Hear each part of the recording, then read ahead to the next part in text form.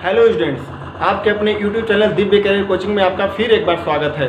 तो चलिए स्टूडेंट्स, आज का क्लास शुरू करते हैं और आज कुछ नया सीखते हैं। जैसा कि मैं प्रश्नावली 3.3 बनवा रहा हूं, तो आज चलते हैं उसके दूसरे सवाल को ध्यान से देखिए और समझते जाइए। तो इसका दूसरा सवाल कह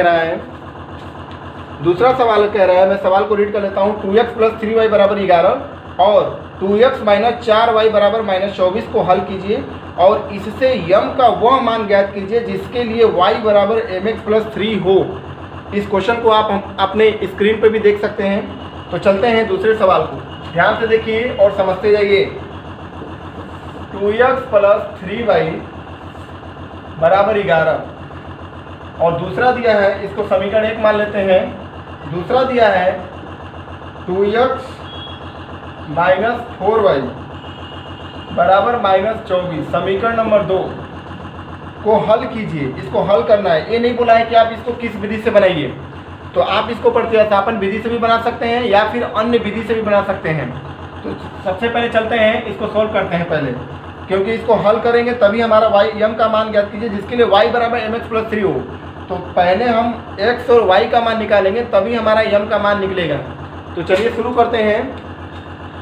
यहाँ पे मैं देख पा रहा हूँ कि अगर मैं इन दोनों समीकरणों को घटा दूँ तो डायरेक्ट हमारा यहाँ पे y का मान आ जाएगा।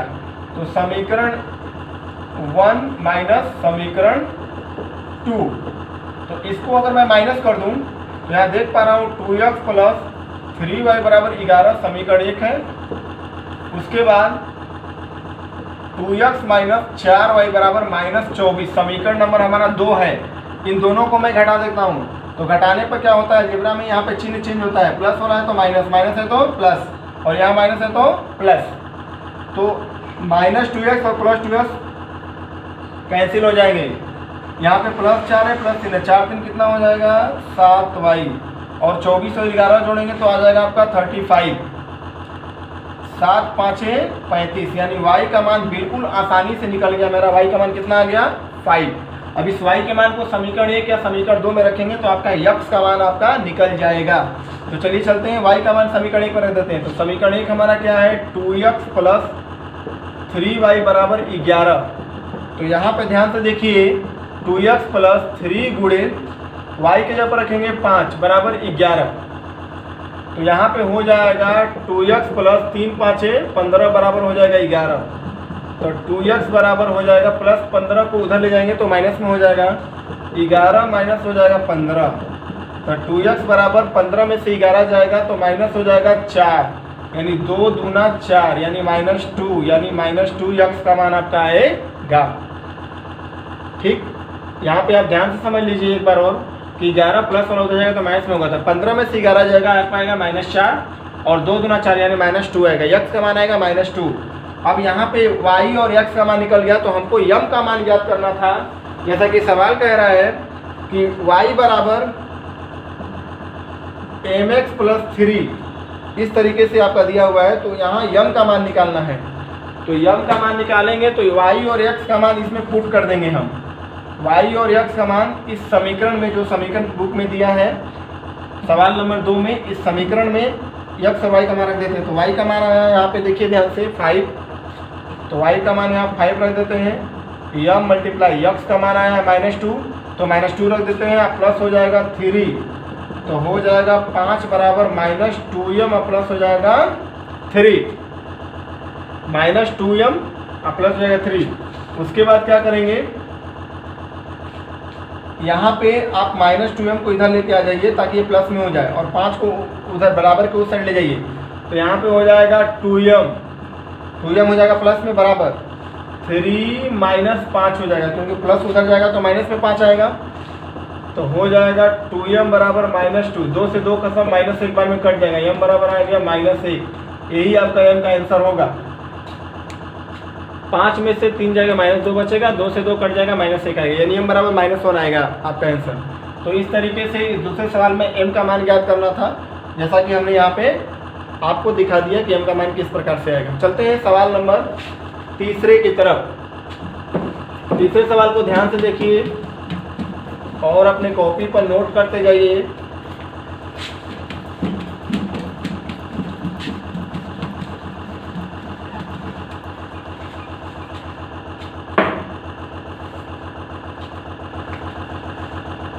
Question number 3,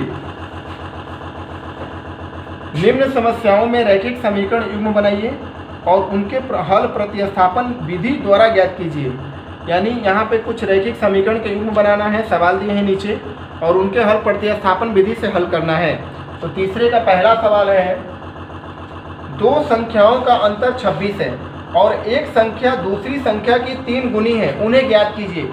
very easy question, board exam में इस तरीके क्वेश्चन हमेशा पूछते हैं और बहुत इजी क्वेश्चन है। दो संख्याओं का अंतर 26 है, तो सबसे पहले मान लेंगे, माना पहली संख्या x है। इस तरह के सवाल बनाने के लिए पहले मान लेंगे, माना पहली संख्या कितनी है, x है, दूसरी संख्या y है। दूसरी संख्या क्या मान लेंगे हम, y है। तो दो संख्याओं का अंतर, यानी पहली संख्या x माने हैं और दूसरी संख्या क्या माने हैं, y, इन दोनों का अंतर यानी दोनों संख्याओं का जो अंतर है 26 है। तो प्रश्न से क्या बोल रहा है, प्रश्न से बोल रहा है कि इन दोनों संख्याओं का अंतर यानी x माइनस वाई बराबर हो जाएगा 26, समीकरण नंबर हो जाएगा 1। यानी पहला समीकरण हमारा निकल चुका है, यानी दो संख्याओं का अंतर 26 है, तो यानी x माइनस वाई बराबर हो जाएगा 26, और एक संख्या दूसरी संख्या की 3 गुनी है। तो केस 2 क्या कह रहा है, एक केस 1 हो गया हमारा, और केस 2 क्या कह रहा है सवाल में, केस 2 कह रहा है कि एक संख्या दूसरी संख्या की 3 गुनी है। तो एक संख्या यानी पहली संख्या मान लीजिए, पहली संख्या यानी एक संख्या दूसरी संख्या की 3 गुनी है, तो एक संख्या दूसरी संख्या की 3 गुनी, यानी 3 का क्या हो जाएगा, मल्टीप्लाई, गुनी में मल्टीप्लाई होता है। तो एक संख्या दूसरी संख्या 3 गुनी है, तो ये समीकरण बनेगा x बराबर 3y। ये समीकरण नंबर हो गया 2। बहुत ही जी, प्रतिस्थापन विधि बनाना है। तो यहाँ पे देखिए समीकरण 2 तो हमारा है, अब यहाँ से x का मान ऑलरेडी निकला हुआ है, तो इस x के मान को समीकरण 1 में रख दीजिए, ये प्रतिस्थापन विधि हो जाएगा। मैंने बताया था कि आप चाहे तो समीकरण 1 का मान समीकरण 2 में रखिए, चाहे समीकरण 2 का मान समीकरण 1 में रखिए, तो ही प्रतिस्थापन विधि होता है। तो x का मान समीकरण 1 में रखने पर, तो समीकरण 1 में रखेंगे तो x माइनस वाई बराबर 26, ये समीकरण 1 है, तो इसमें रखते हैं, तो हो जाएगा 3y माइनस वाई बराबर 26 हो जाएगा। x यहाँ पर 3y रखेंगे, 3y में से y घटेगा तो यहाँ बचेगा आपका 2y, 3y में से y घटेगा तो यहाँ 2y बचेगा बराबर 26। 2 से 26 जो है 13 बार में कट जाएगा, यानी y का मान आ जाएगा आपका 13। अब इस y के मान को आप समीकरण 2 चाहे समीकरण 1 किसी में रखेंगे तो आपका x का मान जो है निकल जाएगा। तो चलते हैं, y का मान आप समीकरण 2 में रख दीजिए, तो समीकरण 2 में रखेंगे तो x बराबर हो जाएगा 3y, यानी x बराबर 3 गुणे y का जगह पे कितना रखेंगे 13, तो x बराबर 13 हो जाएगा 39। ये आपका आंसर होगा, यानी y का मान 13 और x का मान हो जाएगा 39। तो इस तरीके से हमारा ये सवाल बन गया। चलते हैं, यहाँ पे लिख सकते हैं अतः करके कि पहली संख्या हो जाएगी आपकी 39 और दूसरी संख्या हो जाएगी 13। चलते हैं इसके दूसरे सवाल की तरफ।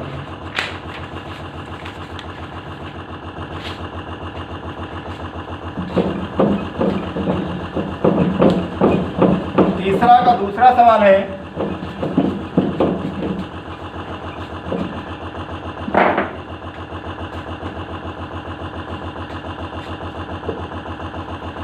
दूसरा सवाल है, दो समपूरक कोणों में बड़ा कोण छोटे कोण से 18 डिग्री अधिक है, उन्हें ज्ञात कीजिए। दो संपूरक कोणों में बड़ा कोण छोटे कोण से 18 डिग्री अधिक है, उन्हें ज्ञात कीजिए।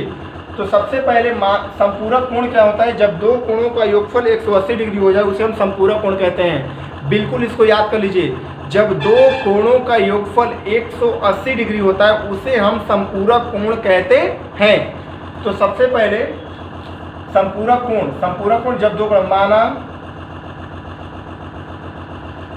पहला कोण x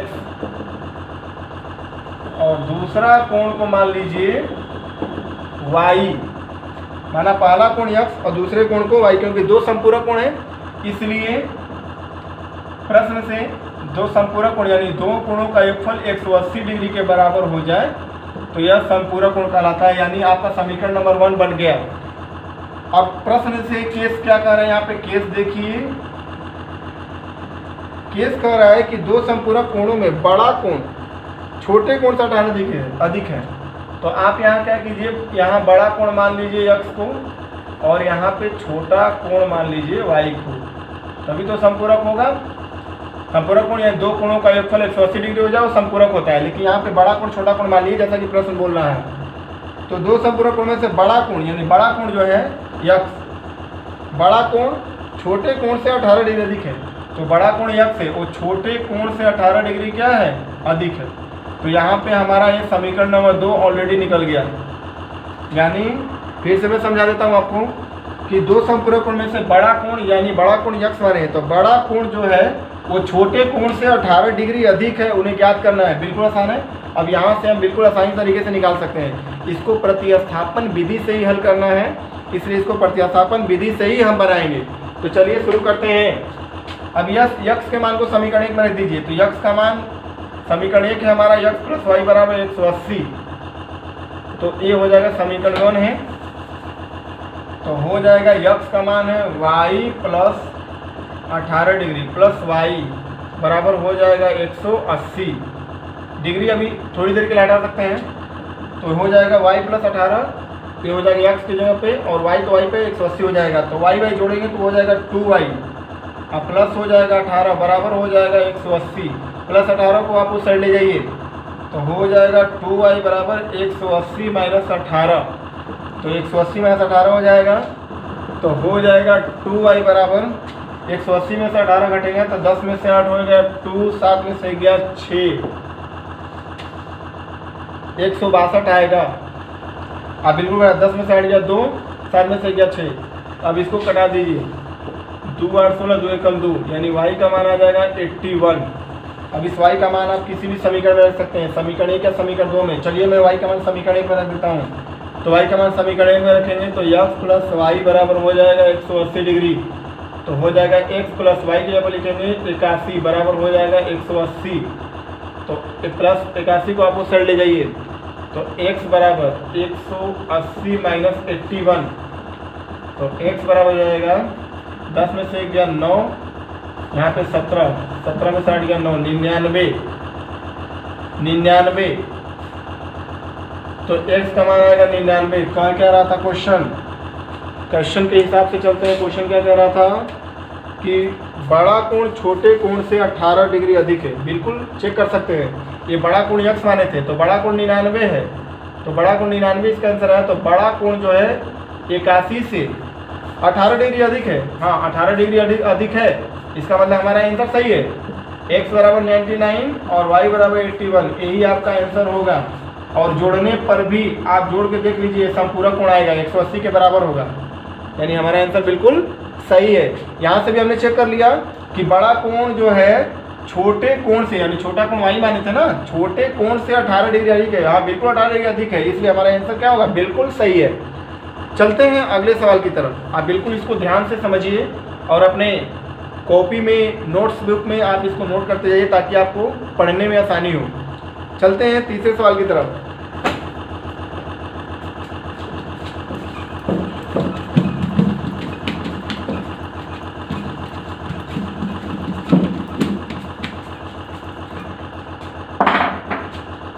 क्वेश्चन नंबर तीसरा बहुत ही इजी है। तीसरा का तीसरा सवाल कह रहा है एक क्रिकेट टीम के कोच ने 7 बल्ले तथा 6 गेंदें 3800 रुपये में खरीदी। बाद में उसने 3 बल्ला तथा 5 गेंदें 1750 रुपये में खरीदी। प्रत्येक बल्ले और प्रत्येक गेंद का मूल्य ज्ञात कीजिए। तो सबसे पहले मान लेते हैं, माना प्रत्येक बल्ले का मूल्य 100 रुपया है। इसको मान लेंगे आप। हमारा प्रत्येक बल्ले का मूल्य कितने रुपए है, 100 रुपये है। उसके बाद प्रत्येक गेंद का मूल्य, इसको भी मान लेंगे आप। माना प्रत्येक गेंद का मूल्य y रुपये है। प्रत्येक गेंद का मूल्य कितने रुपए हैं, y रुपये है। तो अब प्रश्न से चलते हैं। प्रश्न से केस नंबर 1 कह रहा है कि 7 बल्ला तथा 6 गेंदें 3800 रुपये में खरीदी। 7 बल्ला यानी 7 बल्ला यानी एक बल्ले का कीमत है 100 रुपये, तो 7 बल्ला यानी 7x और प्लस 7 बल्ला खरीदा है और 6 गेंदे खरीदी है, दोनों मिला के 3800 रुपये में खरीदी है। 6 गेंदे यानी एक गेंद का मूल्य y रुपये, 6 गेंदे यानी 6y, दोनों मिला के कितने रुपये से में खरीदी 3800 रुपये में। समीकरण नंबर 1 यानी 7 बल्ला हो गया और 6 गेंदे दोनों मिला के 3800 रुपये में खरीदी। दूसरा है केस इसका, बाद में उसने क्या किया, बाद में किया तो बाद में केस भी करेंगे केस 2। तो बाद में उसने 3 बल्ला तथा 5 गेंदे 1750 रुपये के दिए। 3 बल्ला यानी 3 बल्ला हो जाएगा 3x और प्लस 3 बल्ला है और 5 गेंदे हैं, 5 गेंदे यानी 5y, दोनों मिला के 1750 रुपये खरीदी। इसको समीकरण नंबर 2 मान लेते हैं। अब इन दोनों समीकरणों को सोल्व करना है प्रतिस्थापन विधि में, तो चलिए सोल्व करते हैं इसको प्रतिस्थापन विधि में। तो उसी प्रकार करेंगे, समीकरण 1 से चलते हैं। समीकरण 1 है 7x प्लस 6y बराबर 3800, तो 3800 तो हो जाएगा 7x बराबर 3800 माइनस 6y, प्लस को आप ले जाइएगा उस साइड तो आपका माइनस में हो जाएगा, तो हो जाएगा 7x, सॉरी यहाँ से x कमा निकालिए, x बराबर 3800 माइनस 6y बटा में 7, 3800 माइनस 6y बटा में 7। तो ये हमारा x का मान आया 3800 माइनस 6y बटा में 7, ये 7 यहाँ पे मल्टीप्लाई में इधर नीचे आ जाएगा, बराबर को सही जाएगा। तो अब इस x का मान समीकरण 2 में रख दीजिए, तभी प्रतिस्थापन विधि बना पाएंगे हम। तो x का मान समीकरण 2 में रखने पर समीकरण 2 हमारा है 3x प्लस 5y बराबर 1750। तो x का मान है, x यहाँ रखेंगे 3 गुणे 3800 माइनस 6y बटा में हो जाएगा 7, 3800 माइनस 6y बटा में 7, इसको ब्रैकेट बंद और प्लस हो जाएगा 5y बराबर ये हो जाएगा 1750। इस लाइन को थोड़ा सा छोटा करते हैं, 3 का मल्टीप्लाई आप कर दीजिए तो हो जाएगा 0 0 3 बटे 24 के 4 2 3 3 के 9 2 11, 3 बटे 24 2 3 9 2 11, यानी ऐसे हो जाएगा 11400 माइनस 3 छके 18y बटा में हो जाएगा 7 और प्लस हो जाएगा 5y बराबर 1750। तो हो जाएगा 11400 माइनस 18y, इसका एलसीएम निकाल लेते हैं, 7 और 1 का 7 हो जाएगा 11400 माइनस 18y और 7 5 35y बराबर हो जाएगा 1750। प्रतिस्थापन विधि बनाना है, इसीलिए इसको इस तरह ले जाना पड़ेगा हमें। तो हो जाएगा 11400 प्लस 15 में से 8 गया 7, 2 में से 1 जाएगा 1 y बराबर 7 गुणे 3 गुणा कर देते हैं 1750। तो हो जाएगा 11400 प्लस 17y बराबर 11400 प्लस 17y बराबर 7 में गुणा 7 से 0, 7 5 7 से 0, 7 5 35 के 5 3, 7 5 3, 17 7 119, 120 121 122, यानी 12250। गुणा करके चेक कर सकते हैं दोबारा से, 7 से 0, 7 5 35 के 5 3, 7 7 4 50 से 52 के 2 5, 7 7 5 12, ठीक है। तो हो जाएगा 17y बराबर 12250 अब माइनस हो जाएगा 11400, 11400 आपको उस साइड जाएगा तो हो जाएगा 11400। अब यहाँ बनाते हैं,